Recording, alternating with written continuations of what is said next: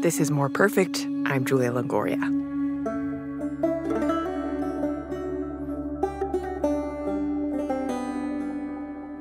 When More Perfect released its very first episode, 7 years ago, the Supreme Court looked very different.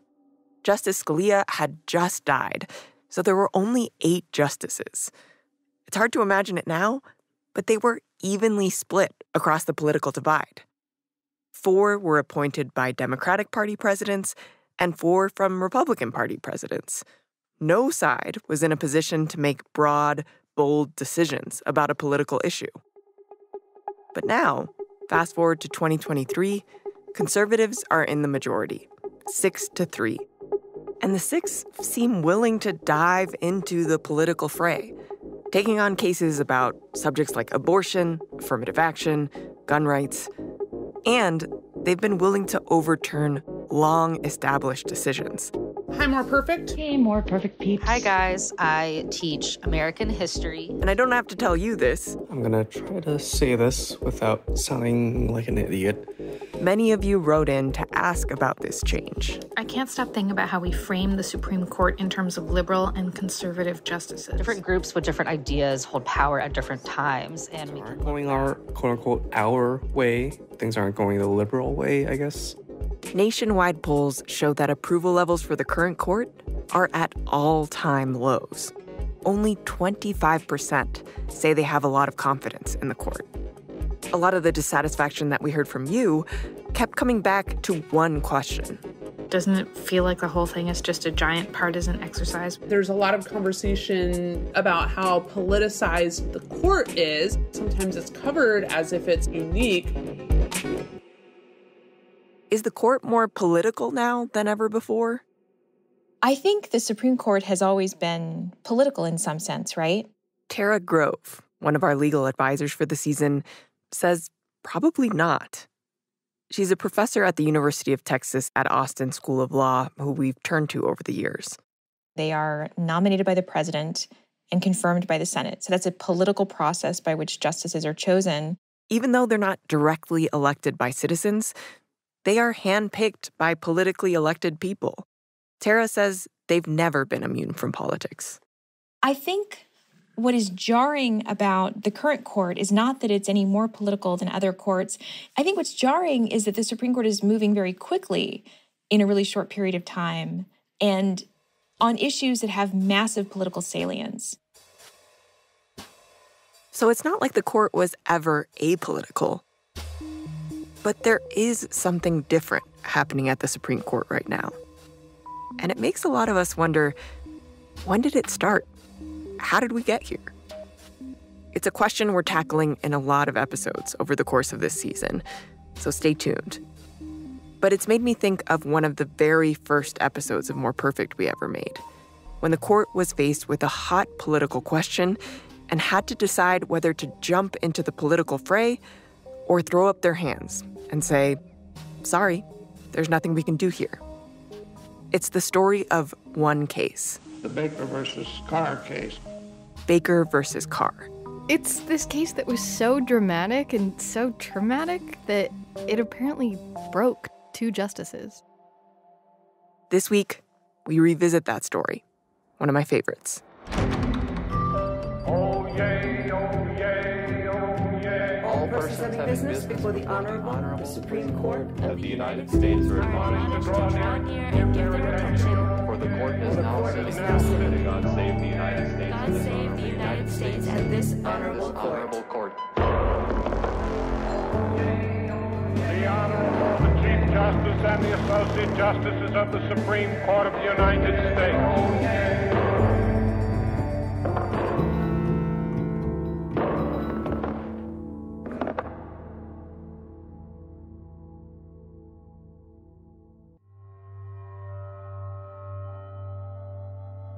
From WNYC Studios, this is More Perfect. I'm Julia Longoria.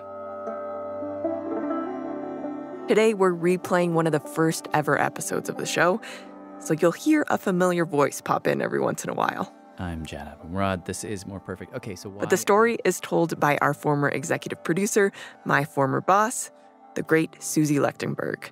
And it starts in the 1950s. So I think to understand that moment and this story, you have to get to know three characters. Okay. And these aren't necessarily the three most important justices of all time. Okay. Because at that time you had Chief Justice Earl Warren and William Brennan on the court, and these are kind of giants of the Supreme Court. Gotcha. But for this story, these three guys are key. One of them is on the right, one of them is on the left, and one of them is just stuck right in the middle. Tragically in the middle. Ooh. So on the conservative side... Mr. Ryan, what difference does it make whether it's in the Constitution or in any other expression or action by the state? You had a guy named Felix Frankfurter. So Justice Frankfurter was one of the most... Wait, his name was really Frankfurter? Yes. One of the most influential justices of all time. That's Tara Grove. He was a very influential scholar at Harvard Law School before he became a justice, was a close advisor to Franklin Delano Roosevelt. He was extremely smart. Towering figure. But as a person, Justice Frankfurter, he wasn't necessarily the nicest person. I heard that from everyone I talked to. I always call him a bantam rooster. He was a difficult, crusty figure. He was short. He had a little bit of a pouch on him. He was one of the most condescending, egotistical of justices. He was a tough customer. When a clerk would come to the U.S. Supreme Court chambers to deliver a message, when the person at the door tried to hand Justice Frankfurter the paper, Frankfurter would inevitably let it drop to the ground. So the person had to bend down and pick it up to hand it to him again. Dude, that's a wiener move. And by the way, the voices you heard besides Tara Grove were Professors Mike Seidman, Georgetown University Law Center, Sam Zakharoff, NYU Law School, Craig Smith, California University of Pennsylvania, and ex-Supreme Court clerk Alan Cohn. Cohn, K-O-H-N. Okay, so Frankfurter is on one side of the aisle, and his nemesis is a gentleman on the other side of the aisle, a liberal named William O. Douglas. Here is Justice Douglas now in the Supreme Court chambers. This is a recording from a 1957 interview with Justice Douglas. He looks very well. His face is tan, rugged, his eyes sparkle. Douglas was this mountain-climbing environmentalist, big on civil liberties. I think that this oncoming generation is more aware of the importance of civil liberties than perhaps my generation was. And like Justice Frankfurter, Douglas was a prick to everybody around him. Everybody hated him. All those same adjectives. Condescending, egotistical, abrasive, applied. Here's how the New York Times described him. A habitual womanizer, heavy drinker, and uncaring parent, Douglas was married 4 times, cheating on each of his first 3 wives with her eventual successor. Do you believe in kissing your bride, sir? Oh, sure. This is footage from his last marriage to his wife, Kathleen. He was 67, she was 23. Oh, yes. So, yes, that is William Douglas. So you have these two guys, Frankfurter the bantam rooster, Douglas the prick. And as you can imagine, they hated each other. They just despised each other. So Frankfurter had this habit of monologuing, and while he would go on and on, Douglas would just pull out a book right in front of him and just start reading. You know, he was just open in his disdain for Frankfurter. I actually found a series of interviews that were done with Douglas in the early 60s where he basically calls Frankfurter names. Gossipy, evil, utterly dishonest intellectually. He was very, very devious. He spent his time going up and down the halls, putting poison in everybody's spring. Wow. Why'd they hate each other so much? Well, according to Mike Seidman, some of that comes from maybe their difference in background. Frankfurter was a Jewish immigrant from Austria. Douglas was a Westerner.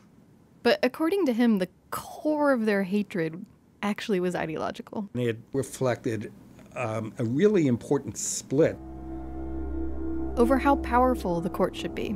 So for Frankfurter, courts just ought not to intervene. He believed that many matters should be left up to the political process and that courts should stay out of those issues. Douglas, he thought just the opposite. He thought that courts ought to intervene to protect, for example, minority groups, free speech rights, things of that sort. So you had this personal feud going, you had this ideological war that was brewing in the court, and into the middle of all this, walks Charles Whitaker. You might call him the swing vote. Okay. This is Alan Cohn. I was a Supreme Court clerk for Justice Whitaker from 1957 to 1958. Whitaker grew up in a small town in Kansas called Troy. The antithesis of flashy. This is his granddaughter, Kate. He attended kind of a one-room schoolhouse. Proverbial little red schoolhouse. Worked on the farm. But he determined that was not the life for him. Kate says when he was around 16, he became obsessed with the idea of becoming a lawyer. And she says he would actually practice law to the animals. Can you imagine, pushing the plow along in the fields and then lecturing and arguing cases to the cows or to the horses or whatever? Did you really hear that he was lecturing? Yes. Oh, and on the side, he would hunt. He would hunt squirrels, possum, raccoons, skunks, and he'd sell the pelts for a few dollars. And he amassed, I think, $700. With that money, he put himself through law school. My understanding is that he simultaneously went to law school and high school. What? Which is just mind-boggling, but... Yeah, apparently he went to the head of the law school in Kansas City, and he's like, I don't have a high school diploma, but you need to let me in. The dean just saw how ambitious he was, and he was impressed, and he's like, all right, you're in. I love this guy. He's like Mr. Bootstraps. Totally. Anyhow, to make a long story short... Soon he became a top lawyer. And Alan Cohn says that's because he would do better than all of his opponents. He would outwork them, outprepare them. Great attention to detail, great presence before a jury. And then he becomes a judge, first a federal district judge and then an appeals court judge. Then in February of 1957, he gets the call. As I recall, it was in the evening, and they asked if he could be in Washington in the next morning. And this is Kent Whitaker, Charles Whitaker's son. He said, certainly, but my best blue suit is at the cleaners tonight. What did he wear? As a matter of fact, my mother or someone else got the cleaners to open up at night. In the first instance, there must be allegations tending to show that the corporation's right of exercise of free will have been destroyed. This is one of the first times that Whitaker spoke on the bench, and he interjects with a question for the attorney, and he is Midwestern polite. I hesitate. You've had so many interruptions, but I have a question or two I wonder if I might have the privilege of asking you. I think it may last. The thing that's crazy to me is that he walked into the highest court in the land, and he didn't even go to college. I think it's important to understand that he had no formal education, really. In other words, he never took history or political science or social science. But he loved the law. My father was not an ideologue. He expected the court to be an arena in which there were lively arguments on legal issues. And that's what he enjoyed, what he was really good at, what he loved. As Kent Whitaker puts it, his dad was kind of the walking embodiment of that thing that Chief Justice John Roberts said back in 2005 during his confirmation hearing. Mr. Chairman, I come before the committee with no agenda. He was sort of a blank slate. It's my job to call balls and strikes and not to pitch or bat. My father was not interested in advancing a cause or a theory, but frankly, that really... seems how a justice should be, that you are approaching it without a political agenda and that you're deciding it. I think in theory that's exactly right, but in practice, so many of their cases, there is no law to turn to decide those cases. Kent says that his dad quickly discovered that law at the Supreme Court is never clean-cut. Cases make it there precisely because the law isn't clear. Many of their cases are just without precedent. And it's in those cases. At least you must have your ideology as a starting point. And the fact that he didn't have an ideology, that left him vulnerable. He was definitely getting lobbied from both sides. Frankfurter on one side, Douglas on the other. He was the new kid on the block and was being pulled by each one. He didn't like the way the judges bullied for votes. Within his first 3 months, he found himself in the middle of a death penalty case. She was found in her bedroom by a fireman, taken outside, and soon thereafter pronounced dead. A guy had been tried for arson and murder, and Douglas and the liberals wanted to intervene to help him. They felt like he'd been treated unfairly by the lower courts. But Frankfurter and the conservatives thought that the Supreme Court should be cautious. They should honor precedent. Now, according to Justice Douglas, Justice Whittaker was undecided all the time. Douglas would tell him one thing. Say, oh, well, yeah, that seems right. And then Justice Frankfurter would say something else. And he'd say, oh, gosh, that sounds right. I think there was some thought that he might side with the guy who talked with him last, you know? He ends up being so undecided on this death penalty case that he forces the court to delay the vote until the next term. And there were a series of cases like this. Albert L. Trope. Where the law would be fuzzy, ideologies would harden, and Whittaker, he would be right in the middle. The physical depictions of him in that first year from people who saw him described somebody who was restless, terribly unhappy, had lost a lot of weight, nervous, was agitated most of the time. It was a lot of stress on him. May I say this, Mr. Justice Whittaker, that in normal course under California procedure, the men of probation... But over the next few years, he bounces back. He finds his feet. You say that judgment of probation... His production increased substantially. In his third year, his fourth year, and part of his fifth year, he wrote as many opinions as any other judge. He wrote as many dissenting opinions as any other judge. He was one of the 9. He was fully employed, and he wrote some very important opinions during that period of time. And along came Baker versus Carr, and it broke him.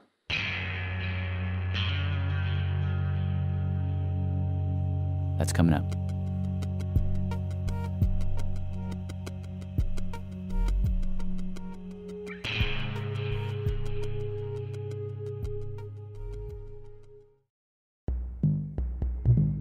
This is More Perfect. I'm Julia Longoria. Let's get back to the story from Susie Lechtenberg about a case that put the question of politics and the Supreme Court front and center. It also pushed Justice Charles Whittaker to the limit. A quick warning, there is a brief mention of suicide in this part. Number 103, Charles W. Baker et al., appellants versus Joe C. Carr et al. Okay, so it's April 19th, 1961. Mr. Chief Justice, may it please the court. The Supreme Court is hearing Baker versus Carr. This is an individual voting rights case brought by 11 qualified voters in the state of Tennessee. Now, on the surface, Baker versus Carr was about districts and how people are counted in this country. And this is one of the most basic ways that political power gets assigned in America. Yeah, like, as populations grow in size, that growth should be reflected in the number of Congress people that are representing them. But at that time, in Tennessee hadn't changed its legislative districts. Its last reapportionment was in 1901. Since 1901. Which was 60 years earlier. Well, this created big problems for urban areas. Like Memphis, because in those 60 years, people had moved to the cities in droves. And rural areas were getting smaller. But the Tennessee state legislature had refused to update its count, and it was still giving more representation to those rural areas. In Tennessee, the figure was 23-1. NYU law professor Sam Issacharoff. For people that don't understand, how does it actually dilute your vote? Well, and this is very simple. You have one district that has one person in it, and you have another district that has 23 people in it. The district that has one person gives all the power to that one person. The district that has 23 people spreads it out over all 23. Wait. What? All right, think of it this way. At that time, a person in the city in Tennessee had 1/23 as much of a voice in the legislature as a person living in the countryside. Oh. And here's sort of the insidious underbelly of that. It just so happened that the people living in the countryside were mostly white. And a large percentage of the people living in the city were black. Underlying all of the reapportionment litigation, at least in the South, was white supremacy. That's Doug Smith, historian and the author of On Democracy's Doorstep. This was deeply tied to white supremacy and the maintenance of Jim Crow. It was a method of making sure that rural white legislators continue to control the power structure. So you had this situation, he says, where a small minority was choking the majority. Choking the cities and the growing suburban areas from any sorts of funds. The cities couldn't get the money they needed for roads, education, social services. So the question at the Supreme Court was, and they would actually tackle this in 2 separate hearings, what should they do about this? Here you have geographical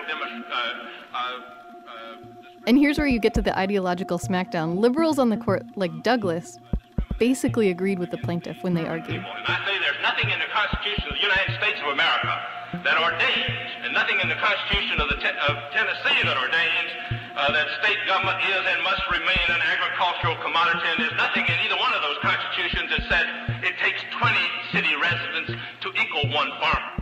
Liberals were like, yeah, this is clearly an injustice. People in the cities are getting screwed. Their voting rights have been diluted and debased to the point of nullification. But the conservatives are like, yes, people are getting hurt. But we're not going to do anything about it. We can't. Frankfurter, The mere fact that there's a rotten situation doesn't mean a court should act. most vociferously said we cannot get involved, that as bad as this is, it was not an issue that the court should get involved in. Why not? Well, I do have to think of the road that I'm going on, what kind of road you're inviting me. he was like, think of where this will lead. Considering the fact that this isn't a unique Tennessee situation. This isn't a unique Tennessee situation. If we end up doing this in Tennessee, pretty soon we'll be intervening in California, Maryland, South Carolina. Pretty soon we'll be rewriting the entire U.S. legislative map. I have to think of a lot of states and not say this is just Tennessee. For me, this is the United States, not Tennessee. Yeah, so basically he felt like this would force the courts to get involved in politics. And he really believed that the courts should never, ever get involved in politics. This is an idea that goes way back to something called the political question doctrine. Political question doctrine. The political question doctrine says no federal court can decide this issue at all. The courts simply had no business getting into what were considered to be fundamentally political questions, and what could be more fundamentally political than the makeup of a legislature. It's a philosophy rooted in the notion that unelected lifetime judges should not be substituting their will for the will of the people's elected representatives. Frankfurter felt like even if you have a terrible political situation, if the justices stepped in and overruled the legislature, that would be worse than doing nothing at all, because it would be fundamentally undemocratic. He viewed the political question doctrine as a crucial limitation on the federal judicial power. And he wasn't alone. The courts had followed this guideline for about 150 years, and even with the current case in Tennessee. The federal court that first heard the case recognized the situation and actually referred to it as an evil. The evil is a serious one which should be corrected without further delay, end quote. But they said that this is a political question. Malapportionment is a political question, and only the political branches can handle this. Supreme Court, they have no power to do anything about protecting and enforcing the voting rights of these plaintiffs. So, when the lawyer for Tennessee got up there, I am not here defending the legislature of Tennessee. he didn't try to defend how Tennessee was counting or not counting its people. He basically said, yeah, what we're doing is bad, but it's nobody's job but ours to fix. Is it worse for the legislature of Tennessee not to reapportion? Or is it worse for the federal district courts to violate the age-old doctrine of separation of powers? He basically said, if you step in, you're going to screw up the balance of power in America. The power in America comes from we, the people, not the courts. So this matter should be left up to the people of Tennessee and their elected representatives. Wait a second. If the whole problem is that you don't have a voice in the legislature, then how can you suddenly just have a voice in the legislature? I mean, the only way to change it would be if the legislature itself were to give up power, and why would they do that? Because, of course, once elected officials are in power, they have a vested interest in keeping their districts exactly as they are, because those were the districts that elected them. And fundamentally, electoral representatives knew that if they redrew the lines, that they would be voting themselves out of political power. That's Guy-Uriel Charles, professor, Duke Law School. So they had an incentive not to do anything about this. So for the liberals on the court, they felt like this was a fundamental flaw in our democracy that needed to be fixed. And nobody was going to fix it if they didn't fix it. But for Frankfurter, he's like, if you fix this one, you're going to have to fix that one and that one and that one and that one. And where's it going to stop? If you do this, there is no way out. The court's going to get stuck in what he called the political thicket. The political thicket. You know, the court must not enter the political thicket. That sounds like Frankfurter. He must have written those words. And the imagery of the thicket is that, the deer very proudly with his new horns goes into the thicket, gets entangled, and can never get out. Frankfurter's claim was, once the courts are in, there will be nothing beyond it, and someday the courts will be forced to declare winners and losers of very high-profile elections. Okay, so after the oral arguments are over in Baker versus Carr, the justices head into conference. That's a meeting with just the 9. And when they went into conference, basically the court was divided. Right down the middle. And Charles Whitaker, he was a potential swing vote. Whitaker was deeply torn. He'd been leaning Frankfurter's way. But if there is a clear constitutional right that's being violated. During that first argument, he asked a number of questions that suggested a great deal of sympathy with the plaintiffs. Then is there not both power and duty in the courts to enforce that constitutional right? There was a lot of thought that he might actually come down on the side of the plaintiffs in that case, and I think that's where Frankfurter really began to rip into him. Justice Frankfurter, right after the first oral argument, during the conference, he gave a 90-minute speech. So talked for 90-plus straight minutes, darting around the room, pulling books off the shelves. Pulling books off the shelf, reading from prior cases. Gesticulating wildly to make his point. And the whole time looking directly at Whitaker. There was one account that I heard where Frankfurter went on for 4 hours. 4 hours. Really lecturing Whitaker, really belittling him. This guy. Yes, it was horribly intimidating. At one point, one of the justices on the liberal side, Justice Hugo Black, he took Whitaker aside. Black was trying to make him feel better. And Black said to Charles Whitaker, just remember, we're all boys grown tall. We're not the gods who sit on high and dispense justice. But it's very difficult not to see yourself in that role. Particularly if your vote might be the vote that decides everything. This started to weigh heavily on Whitaker's mind. He was disturbed by having the weight of the Supreme Court on his shoulders. According to his family, Kate and Kent, my mother tells me that, he at that time was under a lot of stress and spoke as though he were dictating, spoke his punctuation. Hello, Judith, it's very nice to meet you. Clearly thinking about everything that he might say being recorded. I remember his stating that he felt like all the words that he uttered were being chiseled in stone, as a result of which he said, "You don't talk much."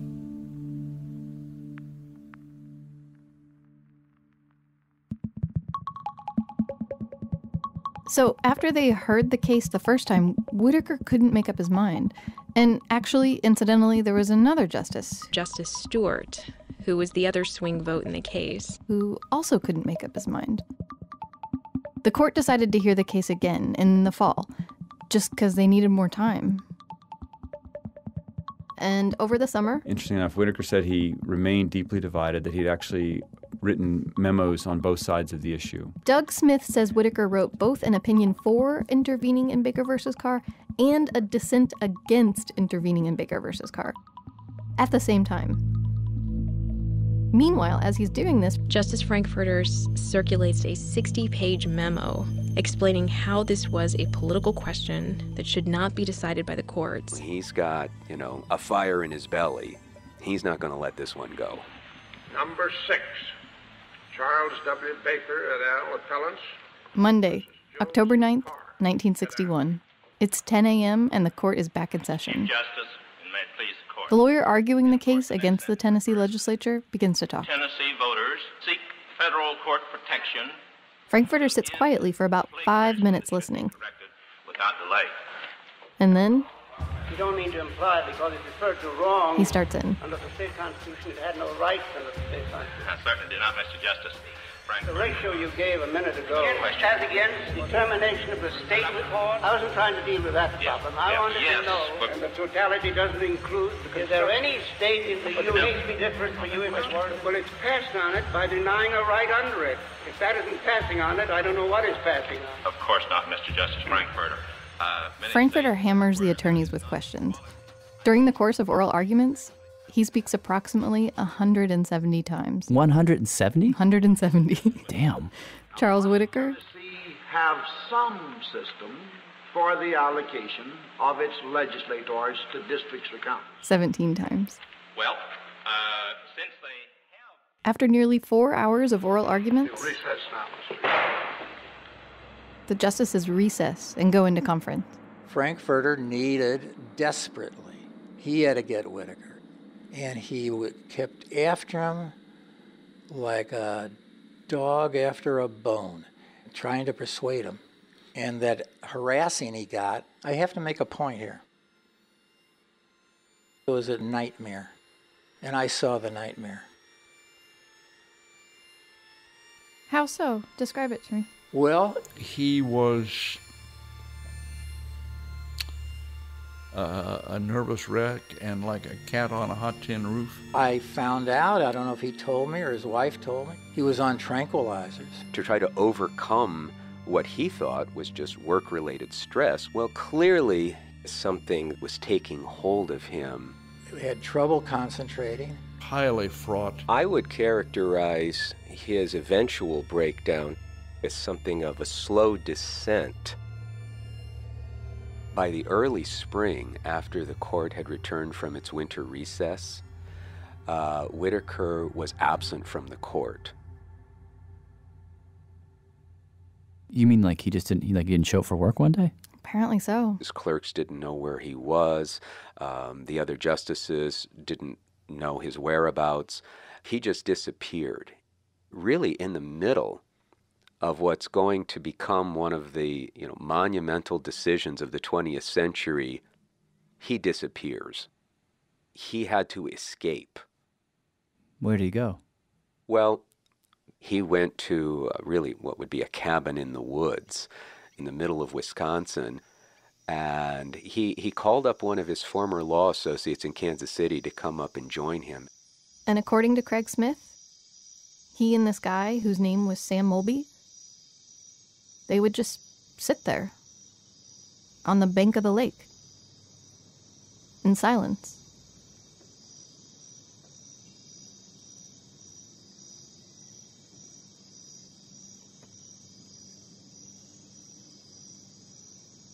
They would sit for hours on end, not talking to each other.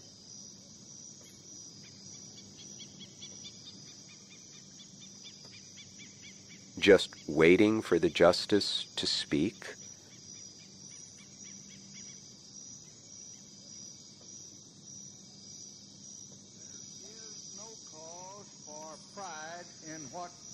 Has happened in self. You know, we have no way of knowing what he was thinking at that moment, but I imagine he was just sitting there and he was thinking about these two realities that could unfold. Like, on the one hand, if the court stepped into politics, they could protect people. Yes, Selma, Alabama became a shining moment.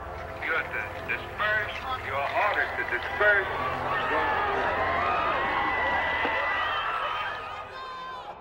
But on the other hand, what kind of precedent would this set? And it's a sad day in America, Mr. President, where we can't...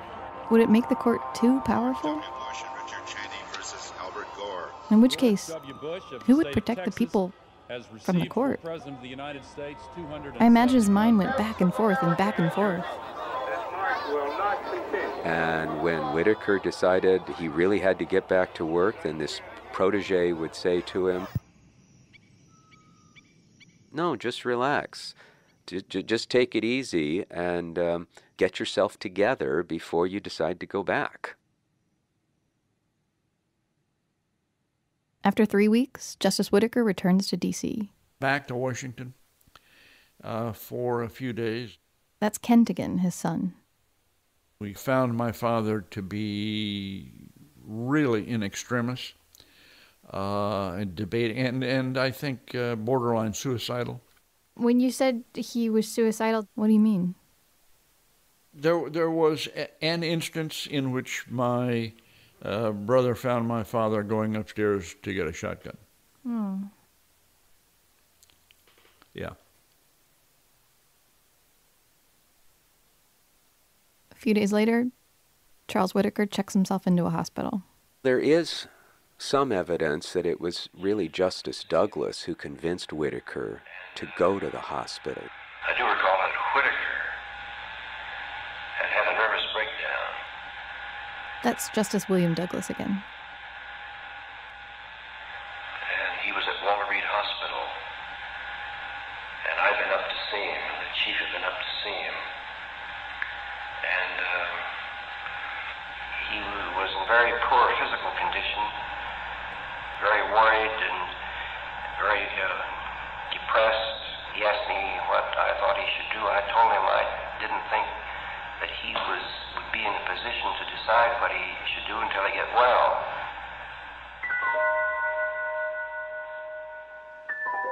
A few weeks later, March 29, 1962, the Presidential Press Conference from the new State Department Auditorium, Washington, D.C. Several announcements to make. It is with extreme regret that I announce the retirement of Associate Justice of the Supreme Court, Charles Evans Whitaker, effective April 1st.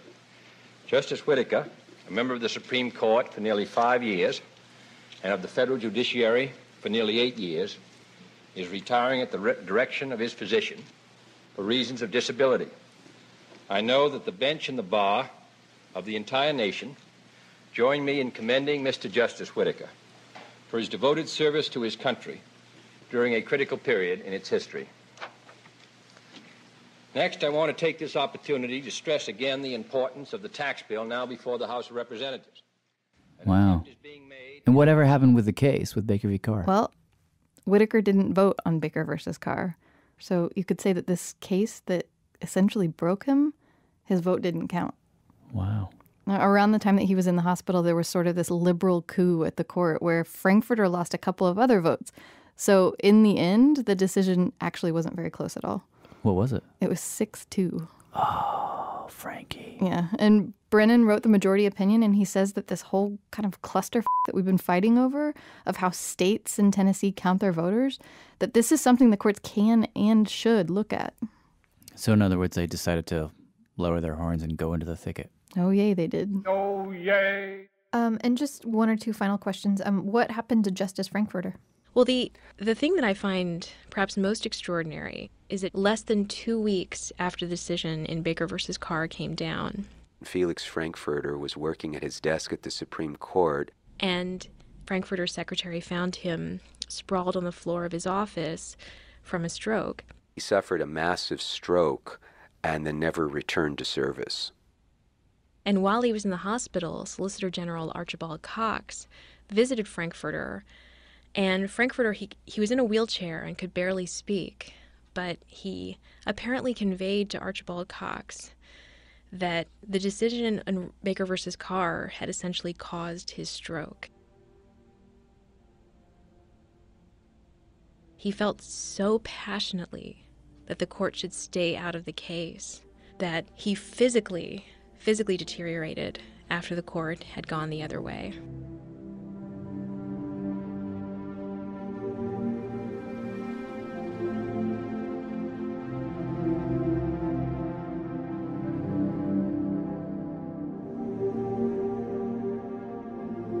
After Baker versus Carr, President Kennedy essentially had 2 Supreme Court vacancies to fill.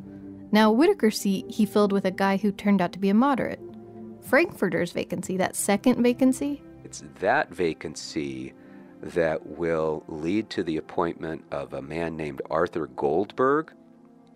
That is the 5th vote that the 4 liberals, what are regarded as the 4 liberals, that becomes the 5th vote that they need really to create what has come to be regarded as the Warren Court Revolution.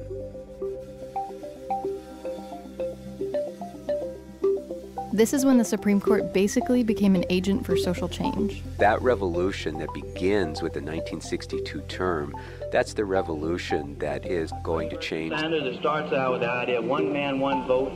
the way we draw our political boundaries, When the prosecutor withheld a confession, the way we think of criminal justice, they would wear small black armbands. the way we treat First Amendment, Religious education. religious and obscenity issues. That's the Warren Court that people remember. And that's the court that came into existence when Felix Frankfurter left. You can kind of draw a line from this moment in Baker versus Carr all the way to December 9th, 2000. 7 o'clock here in the East. The polls in 6 new states have just closed, and the lead story at this hour is the state of Florida is too close to call. I think Felix Frankfurter would have said, see, that's what I told you. That's what would happen, is that eventually you will be deciding a partisan question, which presidential candidate essentially received the most votes. For those who felt themselves on the losing side of Bush v. Gore, this was Justice Frankfurter's revenge. This was the moment that Baker v. Carr had opened up. And when I teach this to students, and particularly in the decade after Bush v. Gore, when the sentiments about this were still quite raw, I would say to them, well, was Frankfurter right? And I remember a student in the mid-2000s who said in class, I never thought I would say this, but because I hated the outcome in Bush v. Gore, I was so angry when the court interceded. But if Bush v. Gore is the price we have to pay for the courts making the overall political system work somewhat more tolerably, properly, it's a price I'm willing to pay.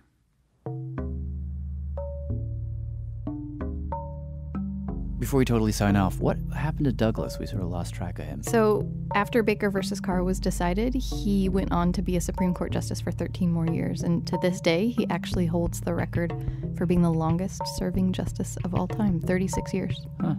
And Frankfurter? So Baker versus Carr was the last case that he ever heard, and he died a few years afterwards. Man. And Charles Whitaker, did he ever recover? Well, after Whitaker retired from the court, he moved back to Kansas City with his family, and his son said that it took him about 2 years to get better from his nervous breakdown. But he did get better, and eventually he got a job as counsel to General Motors, but he never returned to the bench. He never was a judge again.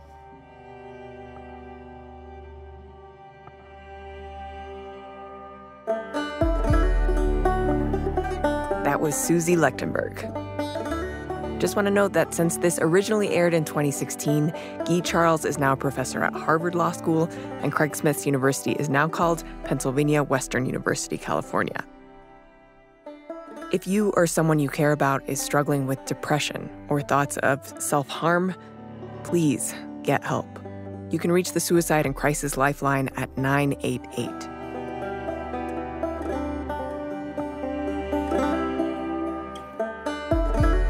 More Perfect is a production of WNYC Studios. This episode was produced by Jad Abumrad, Susie Lechtenberg, Tobin Lowe, and Kelsey Padgett, along with Whitney Jones and me, Emily Seiner. It was fact-checked by Michelle Harris and Tasha A.F. Lemley. Special thanks to Guion Riley and Sam Moyne. The More Perfect team also includes Julia Longoria, Emily Botine, Alyssa Eads, Gabrielle Burbet, Salman Ahad Khan, David Herman, Joe Plord, Mike Kutchman, and Jenny Lawton. Our theme is by Alex Overington, and the episode art is by Candace Evers. Archival interviews with Justice William O. Douglas came from the Department of Rare Books and Special Collections at Princeton University Library.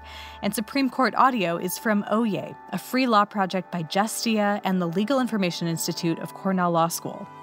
Support for More Perfect is provided in part by the Smart Family Fund and by listeners like you. And if you have any questions about the Supreme Court, we really want to hear from you. Send us a note or voice memo at moreperfect@wnyc.org or go to our website, moreperfectpodcast.org. Thanks for listening.